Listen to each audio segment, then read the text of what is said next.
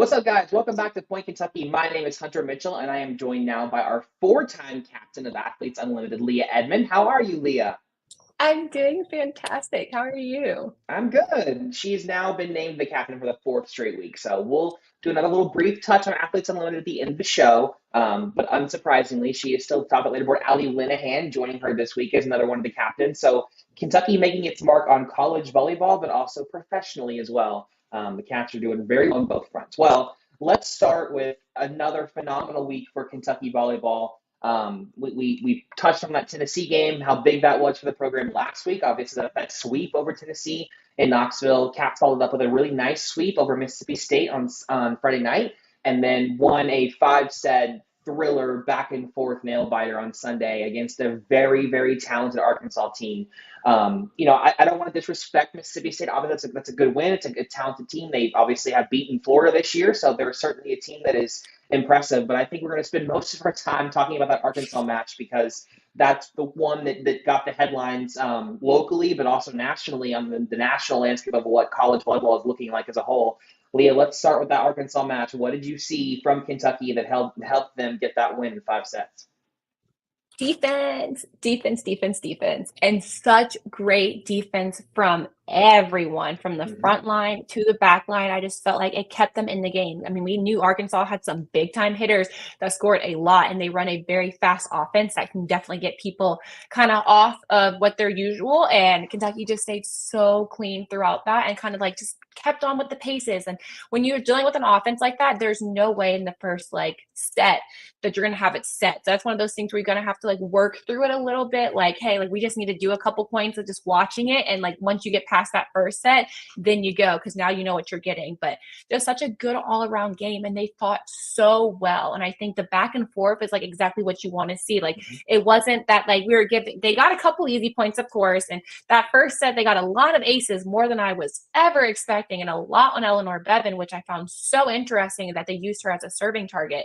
But just like they kind of stayed the course and it was back and forth and they still fought even when they were down. And that was just kind of different from what we had seen in some of maybe the other five setters, like the one against Purdue, more kind of like Georgia, but they got on a very faster lead this time than they did last time. They got to put themselves in a hole and had to dig themselves out. And they kind of started off really, really strong. And I mean, such a performance by the middles again. I mean, I can't stress enough how important it is to have middles that are firing the way that Elise and Z are. When you have middles that are getting double digit kills almost every game, it opens up your game plan so much because your pins barely have any blocking on them because now teams have to focus on their middles. So I think for them, all around complete game, that's what you want against an Arkansas team because that could have gone one or two ways. And like I said last week, they have to lock in. They can't let beating Tennessee affect the games that they're going to play that next weekend. And I think that the fire that they had in Tennessee kind of transferred over to Arkansas, knowing that, hey, we can beat the number 10 team in the country. We did the week before. We have another new number 10 team in the SEC, and we can beat them too. And I just think they played so, so well. And I loved the fight that they showed. And I liked the spiciness and the fieriness that we saw on the court because, that's how I love to play. And so seeing a little bit of the edge and the attitude as well, I really enjoyed watching them play on Sunday. The body language was very good inside of Rupp that day. I photographed that game obviously I was courtside, but they even when they were losing in that first set and obviously the fourth set, I never felt like they were out of it. They weren't hanging their heads. They were just next point, let's fight. And again, early in some of those matches against really good teams, it felt like at times Kentucky just when the snowball began to roll, they allowed it to get bigger because their body language was just so poor. The funny thing about Arkansas is they're a team that reminds me, Leah, a little bit of the teams that you played on with Ali Stuffler. They're very left pin dominant. Similar to that Mm-hmm. team, those teams that you all had options in the middle and the right side that was compliments to you guys, but everyone knew in that gym the ball was going to the left pin, going to you and Allie. Same thing here. Everyone knows the ball is going to Jillian Gillen and Taylor Head. Kentucky knew it, coaching staff knew it, all the media knew it. We all knew it was going over there. You can't stop them. 24 kills for Taylor Head, 23 for Jillian Gillen. They both hit above 200. When you're playing against hitters like that, there's not a whole lot you can do. You can line up. The block is perfect. Those are two very veteran outside hitters. We knew going into that match that they were going to know how to use Kentucky's block, and they did. What I liked about Kentucky's response is that early against these teams that were very good offensively, their defense was okay, but their offense just couldn't compete with the high caliber offense that other teams were having. Now, Kentucky's offense isn't just competing with these good offensive teams, they're outperforming them. Another match where Kentucky outkills a team like Arkansas. Same thing with Tennessee. They outkilled Tennessee to help them win. These are two of the highest offensive teams in the SEC. The funny thing now is when you look at the SEC statistics, again, in SEC matches only, Kentucky is now the statistically best offensive team in the conference. We were not saying that 4 weeks ago. They were one of the worst. They could not get a terminal kill. They could not get the ball on the floor. The funny thing now, you're looking at hitting percentage. Kentucky's number one. Assists, Kentucky's number one. Kills per set, Kentucky's number one. That's just something that is a complete flip from where they were a month ago. It's a testament to Brooklyn DeLay getting better, Megan Wilson figuring things out a little bit, Elise turning it up another notch, which she's already great the last 3 years of her career. She's taken it up again. Ajani being, fantastic.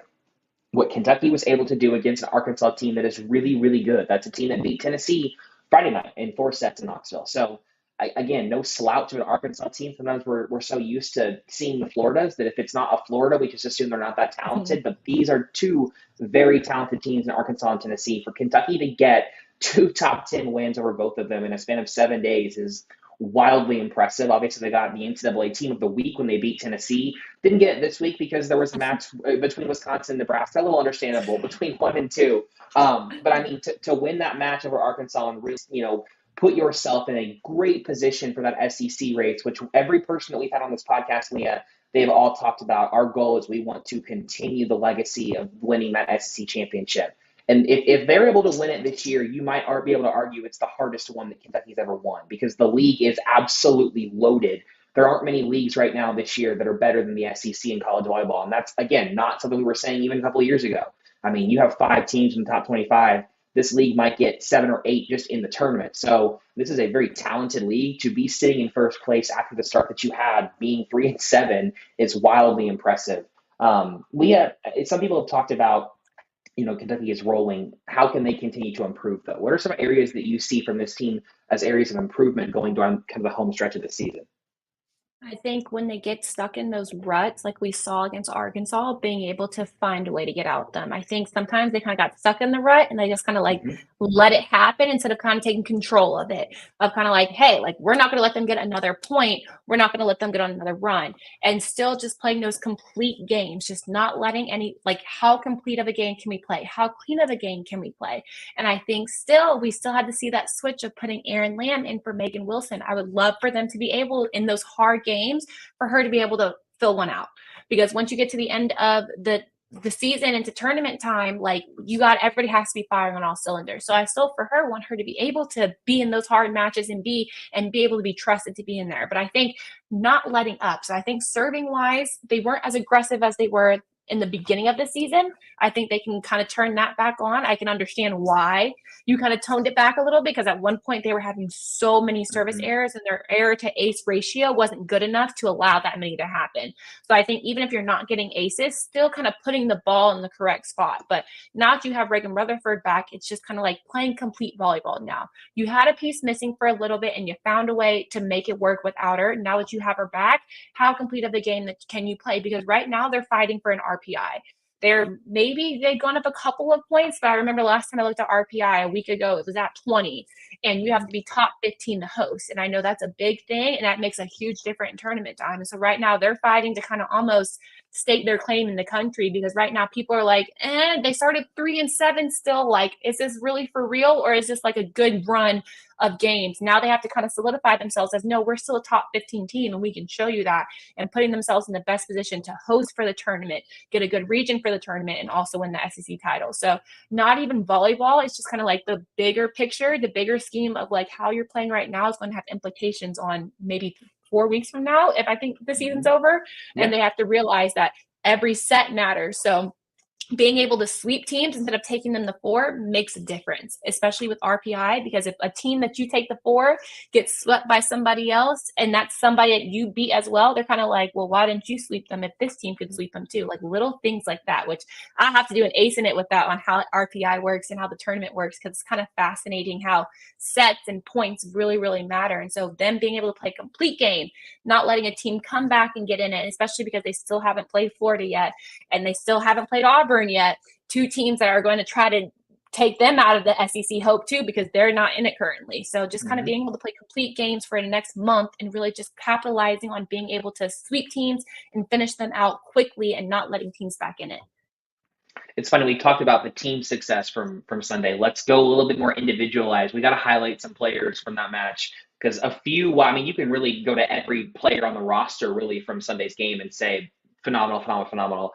Let's highlight the big one, Aaron Lamb coming in the fourth. So she came in late in that fourth set. She got a Yeah. couple sets in that fourth set. Just kind of some garbage balls. Wasn't able to do anything with them. Didn't hurt Kentucky by any means, but it wasn't like it was some kind of crazy hell. Her impact came in that fifth set. Like I said, coming in basically ice cold at that point. When you go to a fifth set, the match has usually been going on for about 2 hours. So you got to think she hadn't warmed up in about a couple hours now, and so she got on the court and was really the reason that Kentucky won that match. Again, you can point to a lot of great players in that one, but she had 4 kills in that set, I think, out of 6 swings. So the great thing about what I saw from Erin that match was the variety of kills that she got in that fifth set. We Mm-hmm. saw just a standard cross court, nice shot. We saw a swipe tool off the block, which again, sometimes we don't see from her as much. She loves to bring power. So it's nice to see some finesse from her. We saw that beautiful deep corner shot to the very back Yes. line that's pretty much impossible to dig. And then we saw the game winner, where she went on off that inside hand in the middle blocker for that sharp angle. Aaron Lamb was wildly impressive. And Megan Wilson started that match very well, and I think that's why we saw her to begin with. But she kind of fell into one of those ruts where she just couldn't figure out how to get the ball down. Arkansas kind of keyed in on her. My dog is drinking water right when I'm talking, of course. Arkansas keyed in on her a little bit and kind of slowed her down. And so that's when he kind of said, we need to spark offensively. Let me throw Aaron in. And I talked to him. I talked to Eleanor after the game just about her and how she's been able to stay ready. And they said it's not surprising. In practice, she has brought it every single day. You talk about on the podcast how good she's been in practice. So it's just been a matter of making the most of those opportunities. And she was outstanding on Sunday. What did you like out of her performance to be able to come in that match and get it all in the fifth set? I mean, that's like the best example of knowing your role. Like, you haven't been starting matches, but you knew that when you got called, you had to be ready. And she was ready. And she put everything out there. And that's what I'm saying. That's all you could ever want from someone coming off the bench. She gave a spark to the team. You saw how much emotion all of them had every time she got a kill. Like, that says something about the person and the player that she is. And to be able to come in a fifth set and deal with that type of pressure, because you don't have any room for error in a fifth set.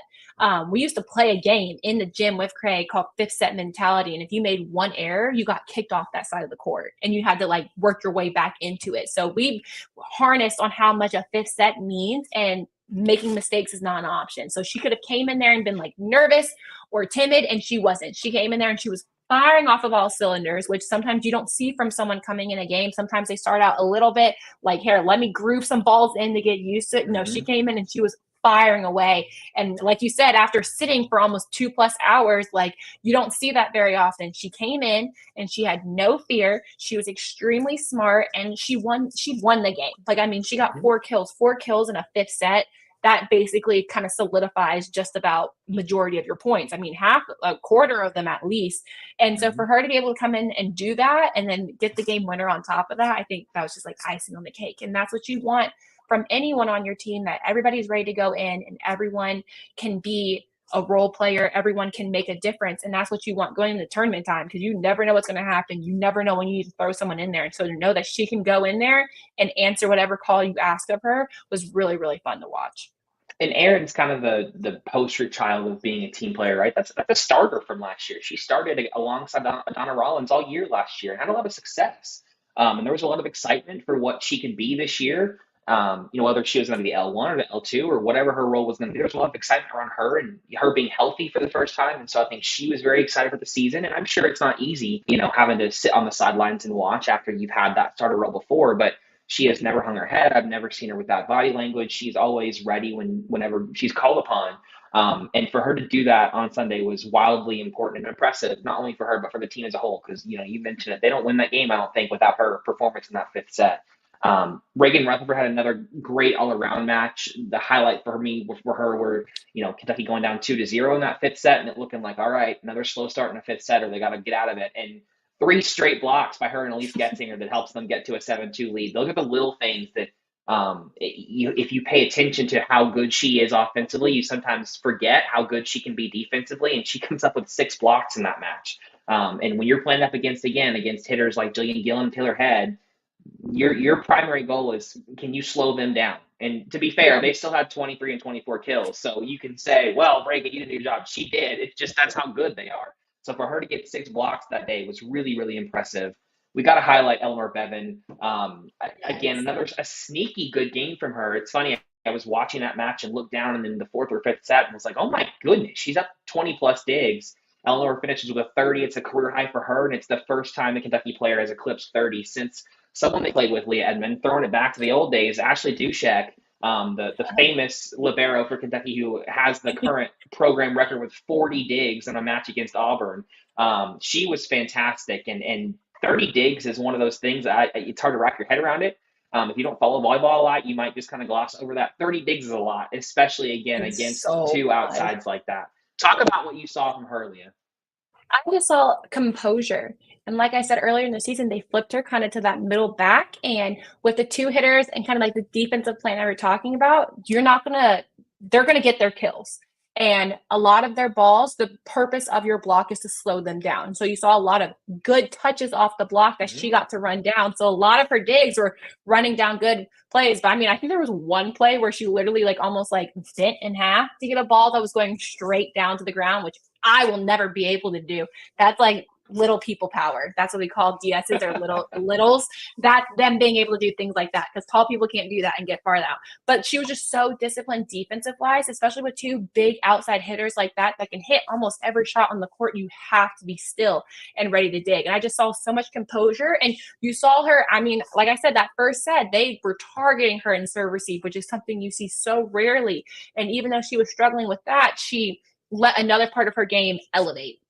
And that's a big, big thing in the gym. Craig is like, hey, if one part of your game is not doing well, how can you improve another part? And so she struggled with serve receive a little bit in those first couple of sets and kind of locked in, but her digging stayed fantastic throughout the whole set. And that's what you need. You need her to be able to pick up another part of her game when she's struggling. But she was just so, so good defensively. And that's like the defensive libero of the year that we saw her freshman year. That's that same person that we saw again. Her just being able to pick up balls that you just are like, oh yeah, that's a kill. And then somehow she gets a hand on it. So just really phenomenal play by her and all of the defense. I mean, they played phenomenally back there. I mean, they still got 23 and 24 kills.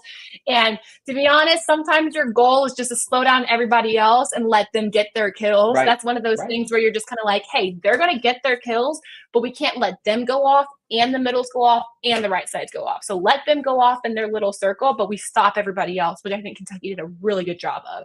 And that's honestly a strategy that a lot of teams did when they played against you and Allie. It was, how can we stop Caitlin Cooper and Leah Meyer and everyone else? And, they're going to go off and get 20 plus. Not a lot you can do against Allie and Leah, but if we can stop everybody else, we'll have a chance. And that was kind of the same mentality that we had. You mentioned the middles, Elise and Najani, 21 kills out of those two combined, 1 error. Really, the errors, again, early in the year, we saw so many errors out of this team. Only 16 errors through 5 sets of play. Brooklyn DeLay is your outside hitter. She's getting 46 attacks, and she's got 2 errors as a freshman. Again, just an outstanding performance from her. It's funny because Arkansas defensively, they're leading the conference in opponent hitting percentage. When you look at what they do, it's not blocking. They're like 11th in blocking, and their digs, they're a good digging team. I think they're second. But it's kind of like, well, what makes them so good defensively? It's the serve. It's how good they are from behind the service line. A lot of offenses don't have a chance to run. They're just all going to the left side. For Brooklyn to get that many attempts and to be that efficient, and then even for Elise, they're giving Elise 28 swings for a middle. It's a lot of swings for her to only have 1 error, and Ajani not to have a single error. The errors are getting so much better. And again, the balance around this team, 3 players with 14 kills or more. Megan Wilson has 8, Ajani has 7, and Aaron Land comes in and gives you 4 in that 5th set. There's just so much more balance, so much more terminality from all across the net with this team. That's what you got to see going forward. That's what the hallmark of the last several teams that Craig has had. They've been good defensively, but their offense with Madison Lilly and Emma Grome leading it have really been what have helped them win. When you look ahead, they're playing LSU tomorrow at 9 p.m. in Baton Rouge. It's another game where, look, you've beaten LSU already this year. It took you 4 sets to beat them. Like you mentioned, sweep them now. That's what you need to see going forward. The RPI in the NCAA tournament is, how can we actually get a sweep on this team, a team that we should be sweeping. So it's another important game. And then Kentucky has a really I mean, this is a tough 4-game road stretch where you've got 2 games against teams that, yes, you should beat them, but those are often trap games sometimes. And so they're still just as important and just as difficult as some of the bigger ones.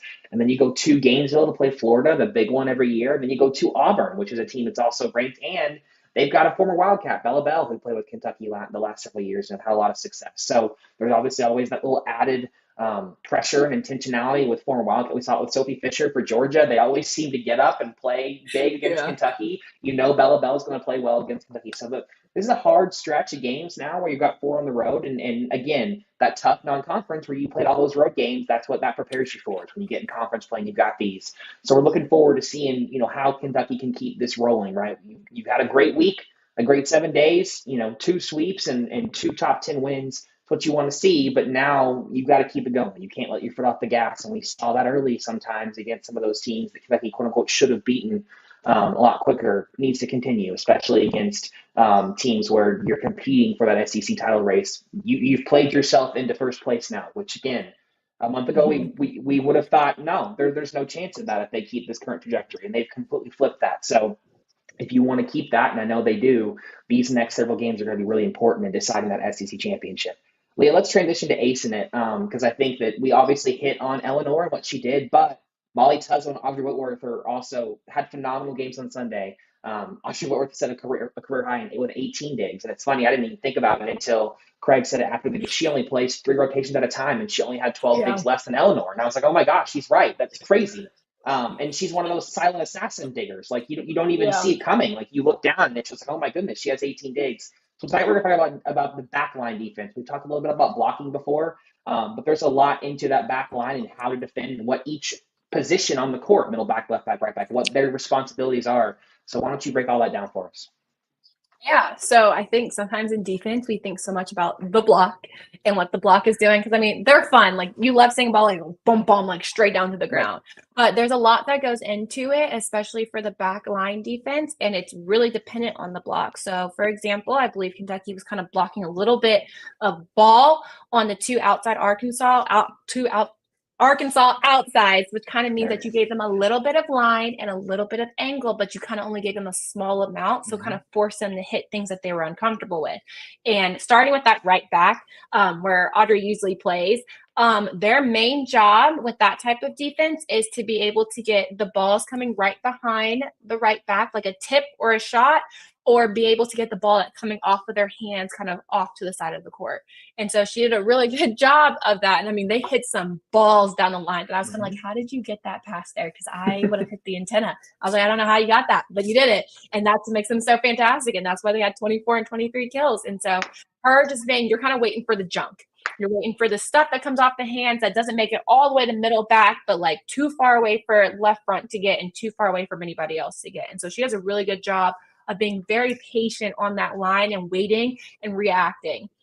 Now that middle back, we see Brooklyn play in middle back and we see Eleanor play in middle back, which is somewhat uncommon for liberos. You see a couple teams do that, but most liberos play in the left back. But for Kentucky, it works better to have her in the middle back.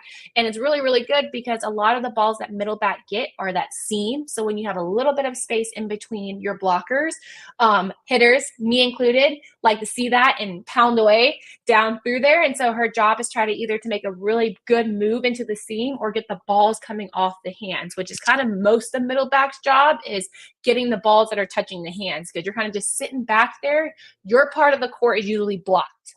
You don't want to give a hitter that much space. The middle of the court is the easiest place to hit. And so you're really trying to take away that space of the court and make them hit on the edges, which is way less court.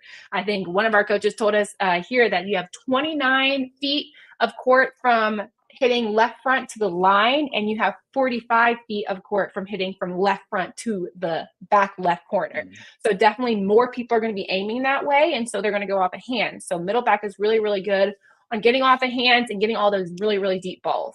And left back, of course, gets outside of the middle's left hand usually, depending on the defense that you're running. And they're there to dig those really, really sharp balls that you're like, how did somebody hit that? They shouldn't be able to hit that angle. Their shoulder's probably not supposed to go that way. I'm speaking from experience. Our shoulders are not supposed to go that way. Say, it's you. Yeah, some of the thumb, we call it a thumb down, where basically you almost turn your thumb completely Mhm. upside down and finish into your hip. It's a very hard swing to hit, but some hitters, it's their bread and butter. Allie Sumler loves that shot. And She so won a basically, championship off that shot. she did, and she has been tearing us up here with that shot. And I'm like, every time I see her do it, I'm like, I knew that was coming, and I told y'all it was coming, and no one wants to listen to me. Like I didn't play with her for almost 3 years, but it's fine. But yeah, so left back, their kind of job is to get that really, really hard driven ball, especially from the middles. And left back gets blown up when it comes to middles. That's kind of what those edge defenders, right and left back, are there for, to dig those middle balls. And middle back kind of gets all the junk up in the air and the occasional ball straight down to the middle. And then you have kind of left front, which actually plays a really, really big role in defense. And you Mhm. think it does. I used to get torn apart in practices because I did not play off blocker defense. That's what we call it. When you're the blocker not blocking, you are in charge of tips, that dumb roll shot to the middle of the court in the donut that everybody hates. Like you just kind of have a job to get all the smaller things that everybody else can't reach.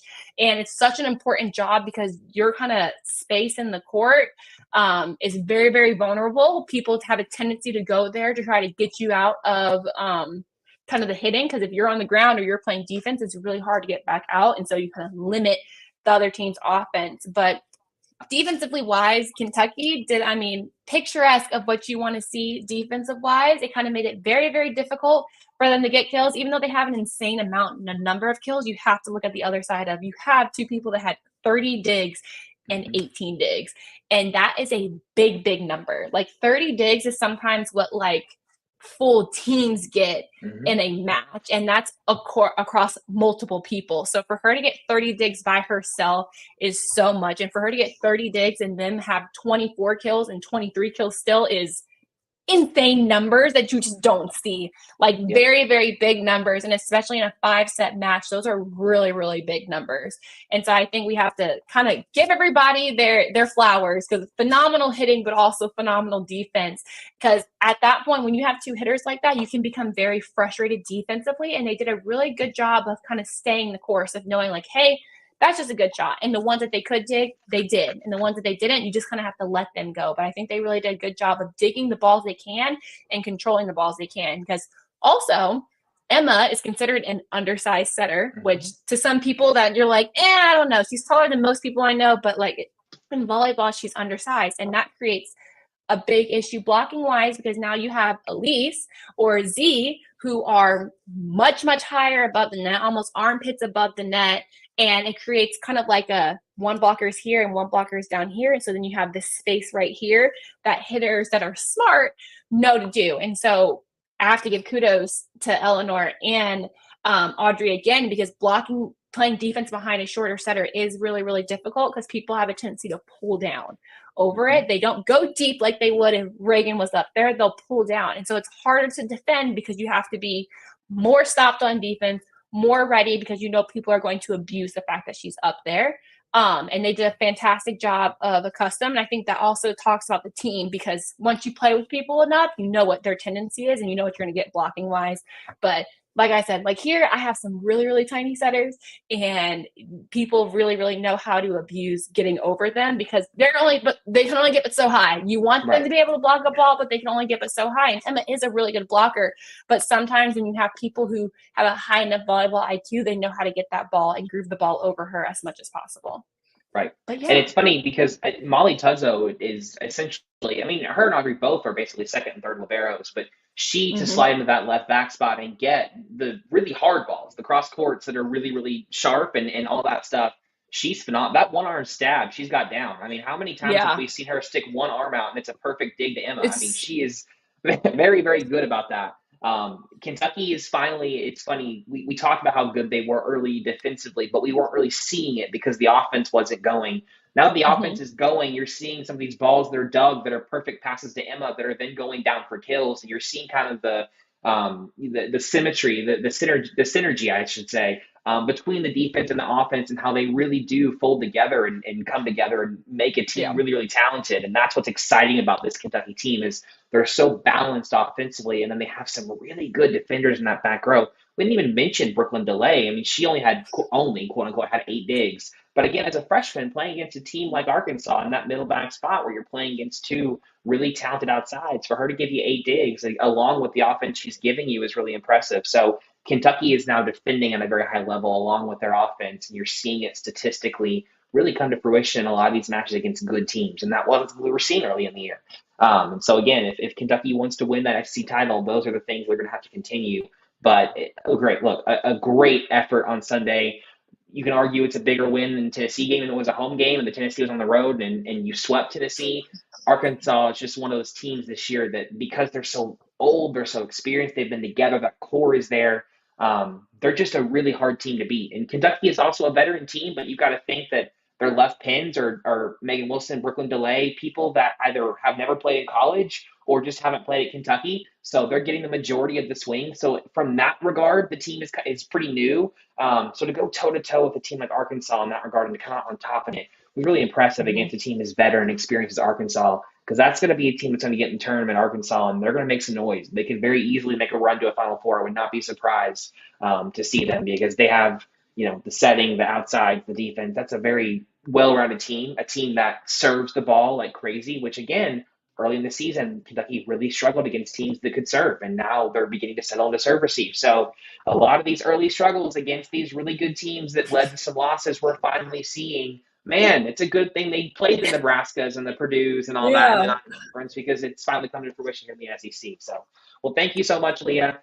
Cats get another great couple of wins, another big win on Sunday. They're creeping up at RPI. You mentioned it earlier. They were 20, I think, before. I think they're up to 16 now, 16 or 17 now after that win. So they are slowly rising both in the rankings and then also in that RPI, which is obviously the really important one when it comes to hosting that NCAA tournament. So hopefully the Cats get a couple more wins. We'll be back next Thursday. So Cats only have one game this weekend, just that LSU match tomorrow. And then next weekend they'll play at South Carolina, the big one at Florida.